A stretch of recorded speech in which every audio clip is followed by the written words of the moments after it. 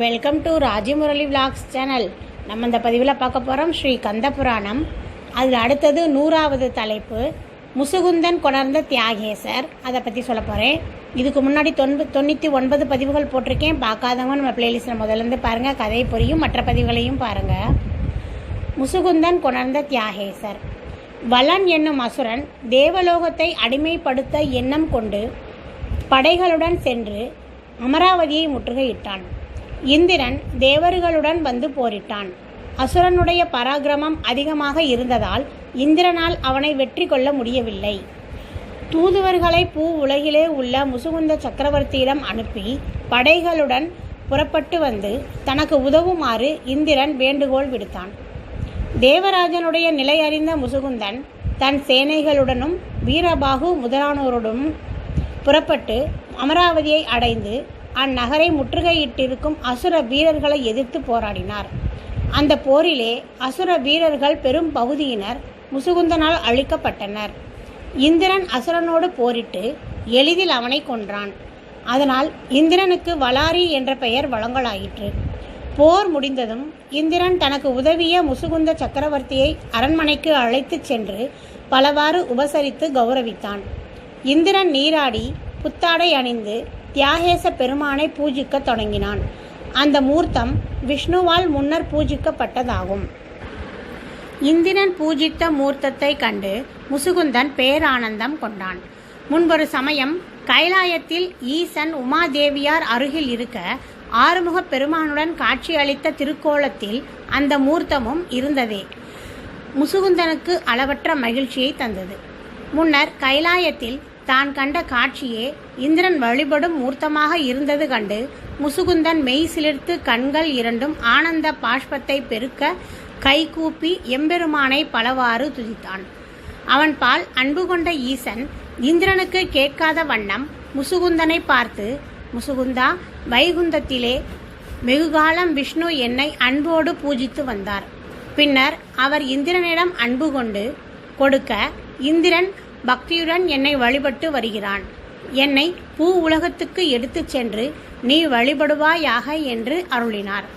முசுகுந்தன் ரோமாஞ்சலி ஏற்பட்டவனாய் நெடுஞ்சான் கிடையாக விழுந்து எம்பெருமானை வணங்கி, மகேஸ்வரா, தங்கள் கருணையே கருணை என்று துதித்து அவருடைய வார்த்தைகளை சிரமேற்கொண்டான். வழிபாடு முடிந்த பின்னர் இந்திரன் முசுகுந்த சக்கரவர்த்திக்கு அறுசுவை உணவளித்து அநேக ஆடை ஆபரணங்களை பரிசாக தந்து கௌரவித்தான். மேலும் பலவித அஸ்திரங்களையும் தந்து இன்னும் வேண்டுவதை தர காத்திருப்பதாக சொன்னான்.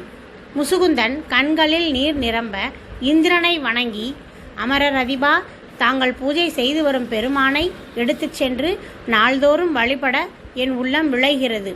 அன்போடு கொடுத்தருள வேண்டும் என்று கேட்டான். முசுகுந்தன் கூறியதை கேட்டு இந்திரன் திடுக்கிட்டான். பக்தியோடு வழிபட்டு வரும் எம்பெருமான் திருவுருவை எவ்வாறு கொடுப்பது? ஹே ராஜன், நான் வழிபட்டு வரும் மூர்த்தத்தை உமக்கு கொடுக்க பரந்தாமனுடைய விருப்பத்தை அறிய வேண்டியிருக்கிறது.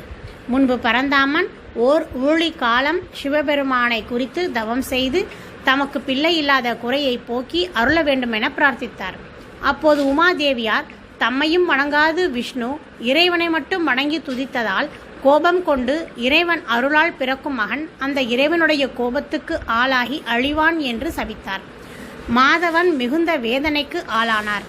இறைவனும் தேவியும் குமார பெருமானுடன் அமர்ந்திருக்கும் சோமஸ்கந்த மூர்த்தத்தை அமைத்து நாள்தோறும் பக்தியுடன் ஆராதித்து வந்தார். பிறகு மறுபடியும் சிவபெருமானை குறித்து தவம் மேற்கொண்டார்.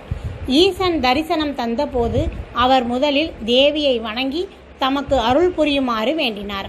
தேவி அவர் மீது அன்பு கொண்டு தான் கொடுத்த சாபம் தீரும் என்றும், ஆனால் இறந்த மகன் இறைவன் திருவருளால் பின்னர் உயிர் பெற்று எழுவான் என்றும் அருள் செய்தார். இறைவன் அனுக்கிரகம் செய்தவாறே மாதவனுடைய மனத்தில் இருந்து அழகன் மன்மதன் தோன்றினான். காதலுக்கு தெய்வமாக விளங்கிய அவன் இறைவன் மீது மலர் அம்புகளை எய்து அவர் நிஷ்டையை கலைத்து அவருடைய கோபத்தீயில் எரிந்து போனான். தேவியின் திருவாக்குப்படி மன்மதன் பிறகு இறைவன் திருவருளால் உயிர் பெற்றான். வார்கலி என்ற அசுரன் படையெடுத்து வந்து எங்களை தாக்கினான். அவனை எதிர்க்க முடியாது நான் பார்க்கடலில் உள்ள பரந்தாமனிடம் ஓடினேன். அச்சமயம் அவர் சோமஸ்கந்த மூர்த்தத்தை தம்முடைய திருமார்பிலே அணைத்து கொண்டு உறக்கத்தில் ஆழ்ந்திருந்தார். அவரை எழுப்பி என்னுடைய துன்பத்தை சொன்னேன்.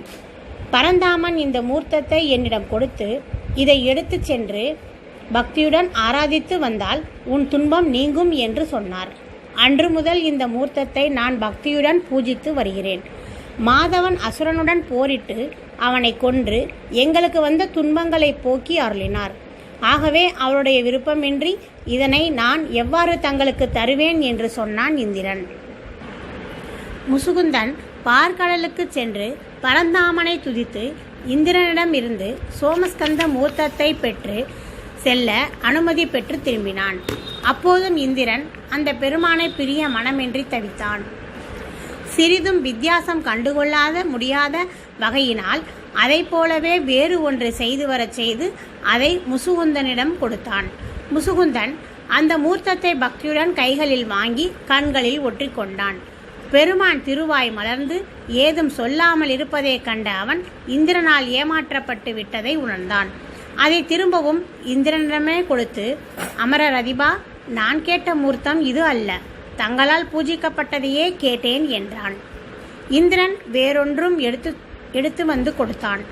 அப்போதும் முசுகுந்தன் அதை திருப்பி கொடுத்து விட்டான். 6 முறை இந்திரன் மூர்த்தங்களை கொண்டு வந்து கொடுத்தும் முசுகுந்தன் பெற்றுக்கொள்ள மறுத்துவிட்டான். முடிவில் இந்திரன் வேறு வழியின்றி தான் பூஜித்து வந்த தியாகேச பெருமானை எடுத்து வந்து கொடுத்தான். முசுகுந்தன் பெற்றுக்கொண்டதும் இறைவன், முசுகுந்தா, உன் பால் வந்தோம் என்று சொல்லி அனுப்பினார். முசுகுந்தன் இந்திரனை கொண்டாடி விடை பெற்று பெருமானோடு தன் நகர் திரும்பினார். இந்திரன் முசுகுந்தனுக்காக தயாரித்த 6 திருமூர்த்தங்களையும் கூட அவனிடமே கொடுத்து அனுப்பினான். பூவுலகம் திரும்பிய முசுகுந்தன் 7 திருமூர்த்தங்களையும் 7 இடங்களில் ஒரே நாளில் பிரதிஷ்டை செய்து வழிபட்டான். திருவாரூரிலே வன்மீக நாதப்பெருமான் எழுந்தருளியிருக்கும் ஆலயத்திலே இந்திரனால் பூஜிக்கப்பட்ட தியாகராஜரை பிரதிஷ்டை செய்தான். ஒளியினால் செதுக்கப்படாது சுயம்புவாகவே இருந்ததால் அந்த மூர்த்தங்கள் விடங்கரும், திருநாகை காரோணத்தில் அழகு விடங்கரும், திருநள்ளாரிலே நகர விடங்கரும், திருக்கானாயலில் ஆதி விடங்கரும், திருக்கோளிலியில் அவனிட விடங்கரும், திருவான்மியூரில் நீல விடங்கரும், திருமறைக்காடு எனப்படும் வேதாரண்யத்தில் புவனி விடங்கரும் முசுகுந்தனால் பிரதிஷ்டை செய்யப்பட்டன. திருவாரூரில் தான் பிரதிஷ்டித்த பெருமானுக்கு திருவிழா நடத்தினான். அதே தினத்தில் மற்ற 6 தலங்களிலும் உள்ள பெருமானுக்கு திருவிழா நடத்தப்பட்டது. இந்திரன் பக்தியுடன் பூஜித்து வந்த மூர்த்தத்தை முசுகுந்தனுக்கு தந்துவிட்ட தோஷத்தால் அவன் விண்ணுலகை விட்டு பூமியிலே வந்து புலையனாக பிறந்தான். தோஷம் நீங்கி மீண்டும் விண்ணுலகை அடைய அவன் திருவாரூர் தெருக்களில் திருவிழாவின் போது இறைவனை வந்து தரிசிக்குமாறு மக்களுக்கு யானை மீது அமர்ந்து முரசு அறைந்தான்.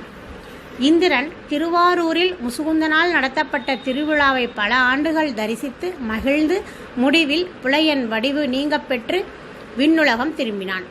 முசுகுந்தன் வெகுகாலம் நீதி தவறாது ஆண்டு வந்தபின் தன் குமாரன் அக்னிவர்மனுக்கு முடிசூட்டி ஆட்சியை ஒப்படைத்துவிட்டு தவம் செய்து கைலாச வாசத்தை பெற்றான்.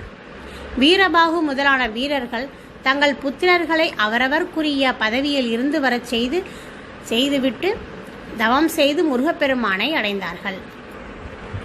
முருகப்பெருமானுக்குரிய விரதங்களை முசுகுந்தன் பக்தியுடன் வழிபட்டதால் உன்னத பதவியை அடைந்து மகிழ்ந்திருந்து முடிவில் இறைவன் திருவடிகளை அடைந்தான்.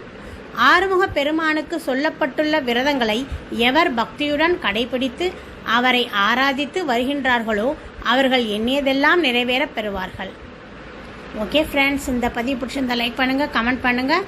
அடுத்த பதிவு 101வது பதிவு, வள்ளியை மணந்த வேலவன். அடுத்த பதிவில் பார்ப்போம். Thank you friends.